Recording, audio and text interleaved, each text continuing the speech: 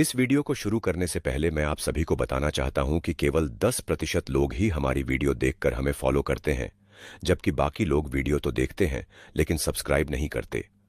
आपसे गुजारिश है कि वीडियो को ज्यादा से ज्यादा लाइक और सब्सक्राइब करें ताकि हम आगे भी आपके लिए बेहतरीन वीडियो ला सकें। शुक्रिया।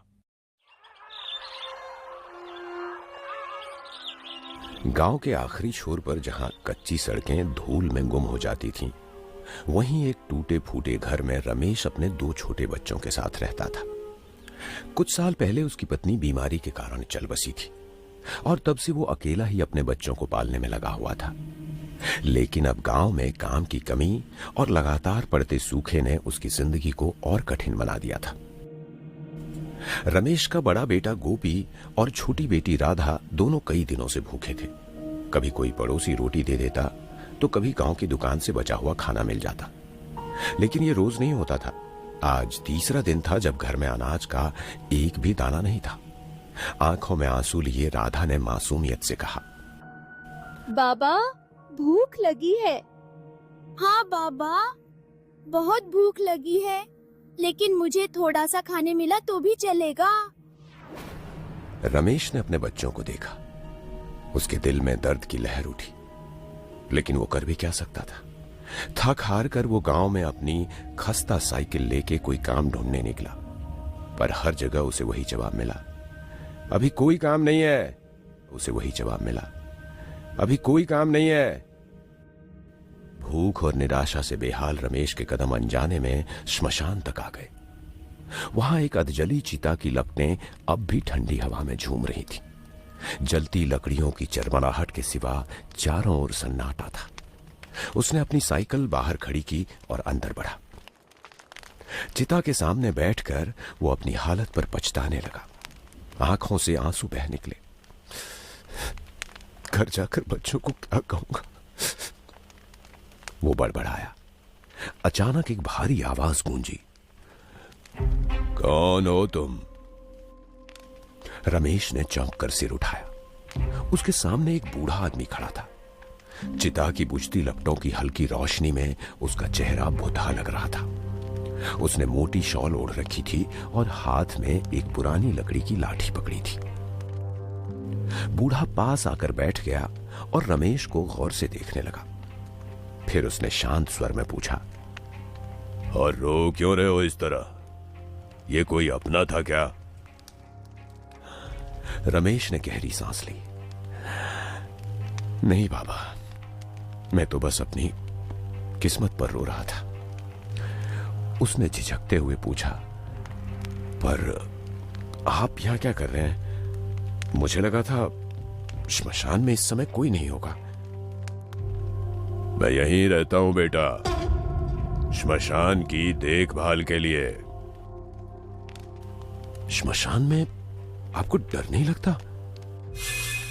जो जिंदा हैं उनसे डरना चाहिए। मरे हुए कभी भी किसी का बेमतलब बुरा नहीं करते। रमेश चुप रहा। हवा में अब भी जलती चिता की गंध तैर रही थी। कुछ देर बाद बूढ़े ने धीरे से पास रखे भोजन की ओर इशारा किया। भूखे हो? रमेश ने सिर झुका लिया। खा लो, लेकिन सिर्फ आज के लिए। रमेश ने कांपते हाथों से चावल का गोला उठाया और जल्दी से मुंह में डाल लिया। लंबे समय बाद खाना मिलने पर उसकी आंखें नम हो गईं, लेकिन जब उसने एक मुट्ठी चावल अपनी जेब में रख लिया तो बूढ़े की आंखें चमक उठी। उसकी आवाज अब भारी और गूंजती हुई थी। मैंने कहा था सिर्फ तुम्हारे लिए। रमेश घबरा गया। मेरे बच्चे 3 दिनों से भूखे हैं। मैं बिना उनके लिए कुछ लिए वापस नहीं जा सकता। आज तुम लेके जा सकते हो। आज मैं तुम्हें मना नहीं करूंगा, लेकिन फिर से यहां की किसी चीज को हाथ मत लगाना, नहीं तो तुम्हें उसका दाम चुकाना पड़ेगा। मैं नहीं आऊंगा बाबा, आपका बहुत बहुत शुक्रिया। बूढ़े ने अपनी लाठी जमीन पर ठोकते हुए कहा। इंसान का लालच उससे कुछ भी करवा सकता है। भूख मजबूरी है, लेकिन लालच एक रोग है और इस रोग की सजा बहुत भयानक होती है। अगर तुम फिर से यहां आए तो याद रखना, इस बार तुम सिर्फ खाना नहीं लोगे, बल्कि ऐसा कुछ खो दोगे जिसकी तुमने कभी कल्पना भी नहीं की होगी। रमेश ने सिर झुका लिया। वो चुप रहा। उसके शरीर में एक सिहरन दौड़ गई, लेकिन बच्चों की भूख उसकी हर सोच पर भारी थी। रमेश थके कदमों से घर पहुंचा। टूटी हुई झोपड़ी के अंदर घना अंधेरा था। जैसे ही रमेश ने जेब से चावल के कुछ गोले निकाले, उसकी बेटी की आंखें चमक उठी। वो खुशी से चिल्लाई, बाबा खाना। और दोनों बच्चे लपक कर उसके पास आ गए। रमेश ने प्यार से उनके हाथों में चावल रखे। बस आज रात के लिए इतना ही है, धीरे धीरे खाना, उसने नरम आवाज में कहा। बच्चों ने भूख से कांपते हाथों से चावल उठाए और जल्दी जल्दी मुंह में डालने लगे। हर निवाला मानो उनके चेहरे पर नई रोशनी ला रहा था। छोटी बेटी ने मुस्कुराकर कहा, बाबा बहुत स्वादिष्ट है। रमेश ने उनकी खुशी देखी तो उसकी आंखों में आंसू आ गए। बच्चों के संतोष से उसका मन भर गया था। रमेश के मन में बूढ़े की चेतावनी गूंज रही थी, अगर फिर आए तो बहुत कुछ खो दोगे। अगले दिन भी वही हाल रहा। कोई काम नहीं मिला और बच्चों की आंखों में फिर वही भूख थी। आखिरकार रात होते ही रमेश के कदम फिर से श्मशान की ओर बढ़ने लगे। आज श्मशान में उसे बाबा कहीं नहीं दिखे। उसकी धड़कनें तेज हो गई थी, लेकिन उसके पास और कोई रास्ता नहीं था। वो अपने बच्चों को भूखा नहीं रखना चाहता था। उसने डरते डरते किसी चिता के पास रखे खाने को उठाया और वहां से साइकिल उठाकर सीधा अपने घर के लिए निकला। पूरे रास्ते में उसे ऐसा लगता रहा जैसे उसके पीछे कोई आ रहा था। अगले 4 दिनों तक यह सिलसिला चलता रहा। रमेश का डर अब कम हो चुका था। रमेश अब बिना किसी झिझक के चिता के पास रखा भोजन उठाने लगा। लेकिन 5वें दिन सब कुछ बदल गया। उस रात वो फिर से श्मशान आया। खाना ढूंढते हुए उसे पूरी तरह जली चिता में कुछ चमकता दिखा।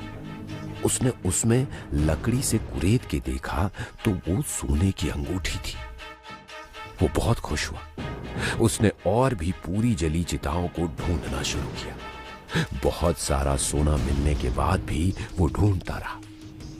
उसे रोज चावल के 2 निवालों के लिए श्मशान नहीं आना था।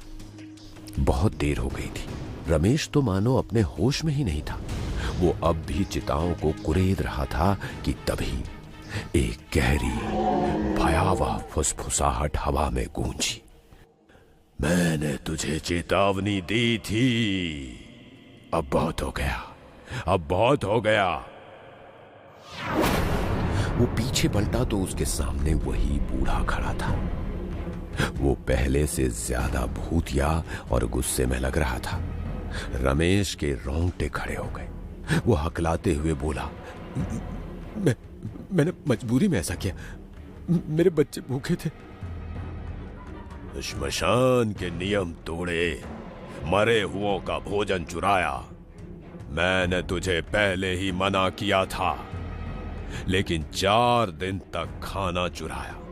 मैंने तुझे रोका नहीं, लेकिन आज तेरा लालच और बढ़ गया। अब तुझे इसकी सजा मिलेगी।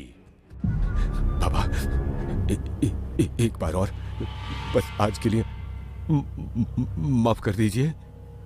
बूढ़े के होठों पर एक अजीब सी मुस्कान आई। अब बहुत देर हो चुकी है, इसका अंजाम तुझे भुगतना ही होगा। जैसे ही बूढ़े ने ये कहा, उसका शरीर काला पड़ने लगा। उसकी हड्डियां चटकने लगी। देखते ही देखते उसकी शक्ल विकराल हो गई। वो अब इंसान नहीं था, वो एक श्मशान का पिशाच था। अब तुझे इसकी कीमत चुकानी पड़ेगी, पिशाच ने भयंकर आवाज में कहा और रमेश की ओर बढ़ा। रमेश जान बचाते हुए बिना कुछ सोचे समझे तेजी से अपनी साइकिल की ओर भागा। पीछे से भयानक हंसी गूंज रही थी।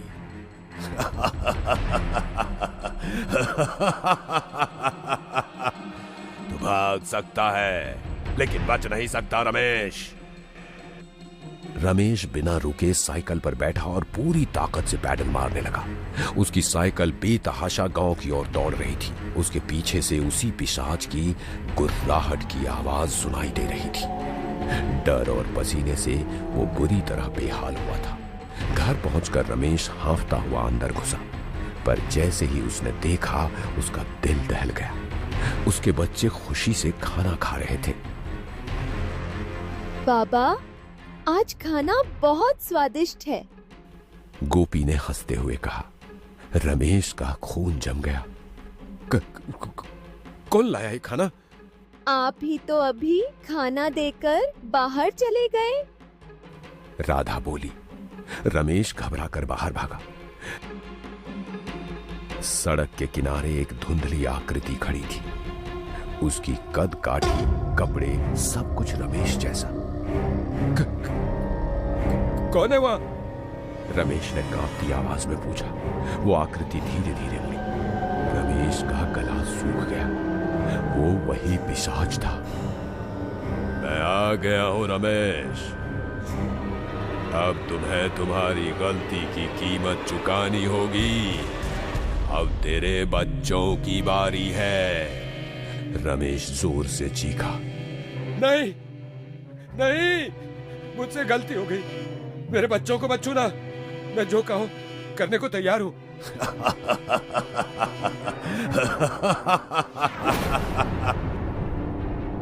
लेकिन जब वो अंदर दौड़ा, बच्चों की सफेद पड़ी लाशें जमीन पर थीं। उनके चेहरे शांत थे, जैसे सो रहे हों, लेकिन उनकी आंखों के नीचे काले निशान थे, मानो किसी ने उनकी आत्मा खींच ली हो। पीछे से पिशाच की फुसफुसाहट आई। मैंने कहा था ना, इसकी कीमत चुकानी पड़ेगी। रमेश की चीख पूरी रात गूंजती रही। गांव में कहा जाता है कि आज भी हर अमावस्या की रात कोई आदमी श्मशान में अपने बच्चों को पुकारता है।